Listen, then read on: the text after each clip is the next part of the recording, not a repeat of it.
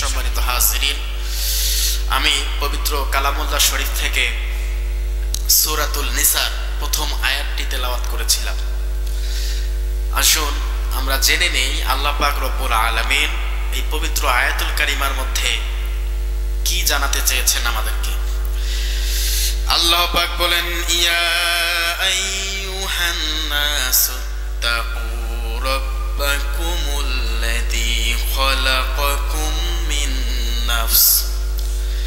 আল্লাহ পাক জানিয়ে দিচ্ছেন, হে মানব মণ্ডলী, তোমরা তোমাদের প্রতিপালককে ভয় করো, যিনি তোমাদেরকে এক ব্যক্তি হইতে সৃষ্টি করিয়াছেন।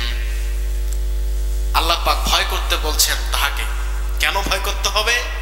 আল্লাহ পাক জানিয়ে দিচ্ছেন যে যিনি তোমাদেরকে এক ব্যক্তি হইতে সৃষ্টি করেছেন, সেই এক ব্যক্তিকে বাবা আদম আলাইহিস সালাতু ওয়াস সালাম। আল্লাহ পাক পরের লাইনে বলছেন, ওয়াহিদাতিন ওয়া খালাকা মিনহা যাওজাহা ওয়া বাসসা মিনহুমা রিজালান কাসীরান ওয়া নিসাআ। আল্লাহু আকবার। এটা সূরা নিসা 4 নাম্বার পারা 4 নাম্বার সূরা প্রথম নাম্বার রুকুর প্রথম নাম্বার আয়াতের মাঝের অংশটা তেলাওয়াত করলাম। আল্লাহ পাক জানিয়ে দিচ্ছেন, এক ব্যক্তি হইতে তোমাদেরকে সৃষ্টি করেছেন।